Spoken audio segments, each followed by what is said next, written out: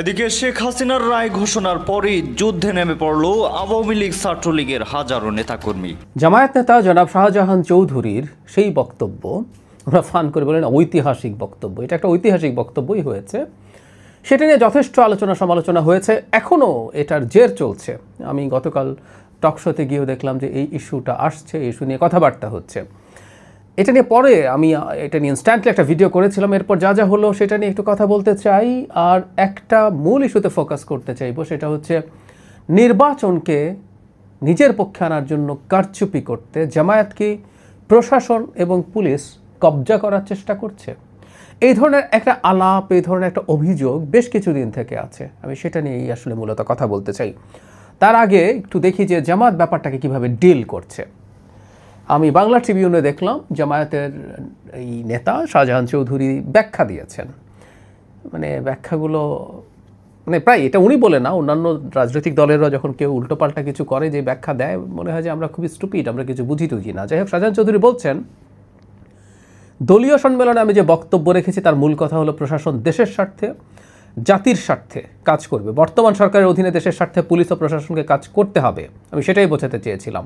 কিন্তু যারা আমার খণ্ডিত বক্তব্য ফেসবুকে প্রচার করেছেন তারা মূলত ফ্যাসিস্টদেরই সহযোগিতা করছেন এবং মূলত ফ্যাসিস্টদেরই সহযোগিতা করছেন, উস্কানি দিচ্ছেন। আমার পুরো বক্তব্য শুনে যে কেউ বুঝতে পারবেন আমি পুলিশ প্রশাসনকে দেশপ্রেমিক হয়ে দেশ ও জনগণের স্বার্থে কাজ করার জন্যই কথাগুলো বলেছি।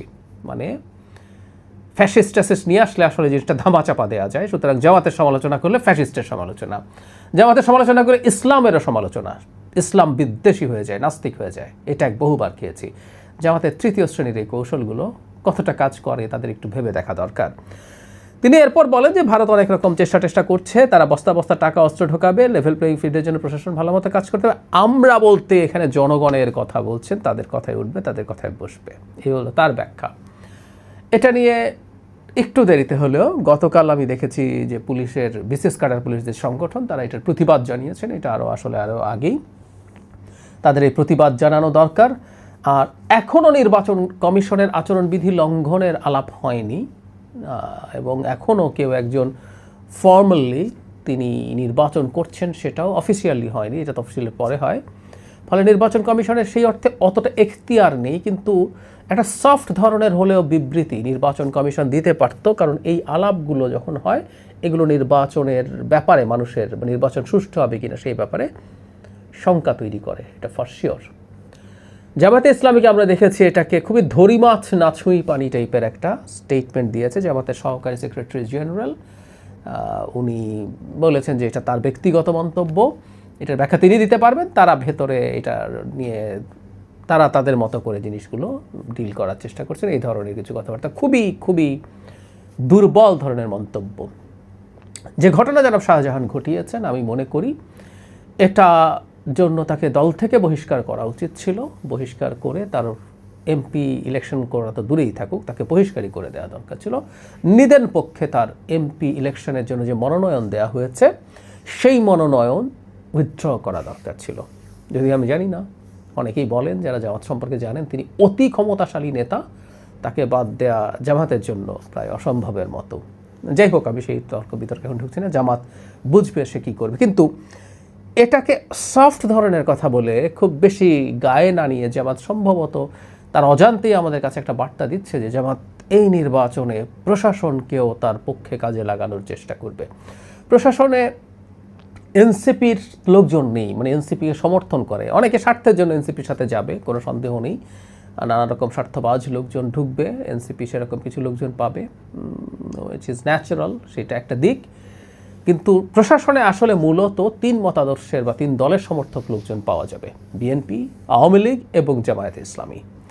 এখন যেটা দাঁড়ালো, পুলিশ প্রশাসন নিয়ে তো আলাপটা মূলত হয়েছে, সেই পুলিশ প্রশাসনে জামাতিকরণ হচ্ছে কিনা সেটা নিয়ে আমার ছোট্ট একটা ক্লু আপনাদের আমি দিতে পারি। এটা শোনা যায় না আশপাশে, কিন্তু আমি সাধারণত শোনা কথা অতটা ওভাবে বলি না, কিন্তু একটা ক্লু, একটা তথ্যের ভিত্তিতে। কিছুদিন আগে তিনটা দলই, বিএনপি, জামাত এবং এনসিপি, সরকারের কাছে তাদের অপছন্দের উপদেষ্টাদের তালিকা দিয়ে এসেছিল এবং সেটার পরিবর্তন চেয়েছিল। সরকারের উপদেষ্টা যারা ফজলুল কবির খান একটা স্ট্যাটাস দিয়েছেন, সেখানে তিনি তিন দলেরই কারা কারা কাকে কাকে চায় না সেটার যে তালিকা আছে সেটা হলো ফটো কার্ড শেয়ার করে তিনি মন্তব্য করেছেন, কারণ বিএনপি তালিকায় তার নাম ছিল বলে তিনি বলছেন। এখন তার তথ্য যদি সঠিক হয়, আমি জানি না সঠিক কিনা, সঠিক হওয়ার সম্ভাবনাই অনেক বেশি, সেখানে বিএনপির তালিকাতে আরেকজন ছিলেন স্বরাষ্ট্র মন্ত্রণালয়ের বিশেষ সহকারী প্রধান উপদেষ্টার, তিনি ওর তালিকার মধ্যে আছেন, জনাব খোদা বক্স। এখন বিএনপি যদি সত্যি তার ব্যাপারে অভিযোগ জানিয়ে থাকে, তার মানে পুলিশের যে রদবদল বা পরিবর্তন আছে সেটার ক্ষেত্রে তিনি ম্যানিপুলেট করছেন, এবং বিএনপি তাদের ব্যাপারেই এই অভিযোগ জানাবে, তার কম্পিটিটরকে যিনি অন্যায়ভাবে ফেভার করবেন। তার মানে জনাব খোদা বক্স কি জামায়াতে ইসলামীর প্রতি ফেভার করছেন? এই প্রশ্ন আসবে। সুতরাং আমরা এটাকে রিলেট করতে পারি। সো প্রশাসনে বা পুলিশে অলরেডি এই ধরনের পরিস্থিতি তৈরি হচ্ছে কিনা এটা জরুরি ভিত্তিতে খেয়াল করা দরকার। এটা পুলিশ গেল, প্রশাসনে একই পরিস্থিতি। জামাত প্রচুর তাদের মতো করে তাদের লোকজনকে পদায়নের চেষ্টা করছে, এটা শোনা যায়। বিএনপিও করছে না তা না, বিএনপিও চেষ্টা করছে।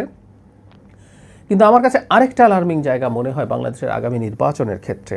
মানে আমরা যত যাই বলি না কেন, যারা জামায়াত বা বিএনপির সাথে অ্যালাইন্ড, এদের বড় অংশর আসলে নিয়োগ হয়েছে এখন যারা নির্বাচনে খুবই ক্রুশিয়াল কিছু পজিশন, ডিসি যারা রিটার্নিং অফিসার হবেন, এসপিরা, ইউএনওরা যারা অ্যাসিস্ট্যান্ট রিটার্নিং অফিসার হবেন, ইউএনওরা তো বটেই, ডিসিএসপিরাও প্রায় সবাই শেখ হাসিনার এই আমলে তারা চাকরিতে ঢুকেছেন। কেউ কেউ সামান্য একটু আগে হলো, পুরো ক্যারিয়ারটা তাদের শেখ হাসিনার সময় হয়েছে। সো প্রচুর আওয়ামী লীগার আছে যারা এখন অনেকেই বিএনপি সাজার চেষ্টা করছেন হয়তো।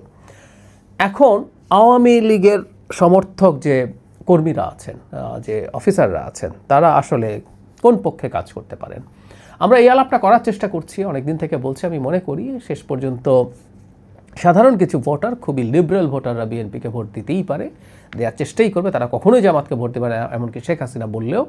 কিন্তু মেজরিটি যদি শেখ হাসিনা বা আওয়ামী লীগ ডিসাইড করে জামাতকে ভোট দেওয়া হোক, তাহলে তারা সেটা করবেন না, কোনো রকম কোনো সন্দেহ নেই। কারণ বিএনপি শক্তিশালী হয়ে থাকুক সেটা আওয়ামী লীগ চাইবে না। যদি আওয়ামী লীগ নির্বাচনে না আসতে পারে, যদি তারা জাতীয় পার্টির মধ্যে ঢুকে নির্বাচন করতে না পারে, বা ইন্ডিপেন্ডেন্ট হিসাবে খুব সুবিধা করতে না পারে, তাহলে তাদের ভোট তারা জামাতে দেওয়ার সিদ্ধান্ত নিতে পারেন। আমি বহুবার বলেছি, মানে পশ্চিমবঙ্গে সিপিআইএম মানে পুরো বামরা ডান বিজেপিকে ভোট দেয় তৃণমূল কংগ্রেসকে ঠেকানোর জন্য। গত নির্বাচনে তৃণমূল কংগ্রেস ভোটার আগে ঠিকই ছিল তার ভোট, ইন্ডিয়ান ন্যাশনাল কংগ্রেস মানে কংগ্রেস বলে যে দলটাকে চিনি, কংগ্রেস এবং বাম দল যে পরিমাণ ভোট হারিয়েছে, ঠিক সেই পরিমাণ ভোটের পার্সেন্টেজের কথা বলছি বিজেপি পেয়েছে। সুতরাং বাংলাদেশে এটা খুবই সম্ভব। অনেকে বলে আওয়ামী লীগ কি জামাতকে ভোট দেবে? উত্তর হচ্ছে খুবই সম্ভব। যদি সেই ধরনের একটা সিদ্ধান্ত হয়, আওয়ামী লীগের প্রশাসন পুরোটা জামাতের পক্ষে গিয়ে দাঁড়াবে, এই সম্ভাবনা খুবই বেশি, খুবই বেশি। ফলে মাঠ প্রশাসন, সেটা মানে ডিসি মানে প্রশাসনের লোকজন যারা returning officer, assistant returning officer হবেন, এবং আইনশৃঙ্খলার জন্য গুরুত্বপূর্ণ এসপিরা আওয়ামীপন্থী এবং জামাতপন্থী সবাই একাকার হয়ে জামাতের পক্ষে কাজ করার চেষ্টা করার সম্ভাবনা উড়িয়ে দেওয়া যায় না। এটা খুবই খুবই ইম্পর্ট্যান্ট বলে আমি মনে করি। এটা সন্দেহটা মাথায় রাখা। সরকারের উচিত হবে জনাব শাহজাহান চৌধুরীর যে বক্তব্য, সেই ব্যাপারে তারা আর কোথায় কোথায় এই ধরনের কাজ করছেন, আমি খুবই মনে করি যে এটা বেরিয়ে গেছে, এটা তার ভেতরের কথা, তার ব্যক্তিগত ব্যাপার, ব্যাখ্যা দিতে পারবেন, এগুলো ফালতু ব্যাপার। তাদের এটা একেবারে কেন্দ্রীয় একটা কর্মকৌশল এই নির্বাচনের জন্য, এতে কোনো রকম কোনো দ্বিধা আমি করি না। মানে একটা দল তার সমর্থক কোনো তার সাথে এক ধরনের অ্যালাইনমেন্ট আছে, এই ধরনের কোনো কর্মকর্তাকে যদি এই উদ্দেশ্যে রাখতে চাইতেন যে আমার প্রতি সে নেগেটিভ আচরণ করবে না, এটুকু নিশ্চিত করার জন্য, তাহলে কথা ছিল। কিন্তু জনাব শাহজাহান চৌধুরীর কথা হচ্ছে উঠবে বসবে, গ্রেফতার করবে, মামলা দেবে, মানে সব কিছু তার কথাই হতে হবে। গ্রেফতার আগে মামলা পরে, এই সব কিছু। স্কুলগুলো টিচারদেরকে তাদের কথা বলতে হবে, এখানে কিন্তু গায়ের জোরের কথা আছে এবং তাকে স্বার্থে ব্যবহার করার কথা আছে। এটাই অ্যালার্মিং। সরকারের উচিত হবে এই ব্যাপারে খুব গুরুত্ব দিয়ে চিন্তা করা, পদক্ষেপ নেওয়া। এই নির্বাচনটা এই ধরনের কোনো না কোনোভাবে কারসাজির শিকার, সেটা যেদিক থেকেই হোক না কেন, যদি হয়ে যায় বড় স্কেলে অনেকগুলো সিটে, আমাদের ভবিষ্যৎ খুব ডিজাস্টারাস পরিস্থিতিতে পড়বে, কোনো সন্দেহ নেই।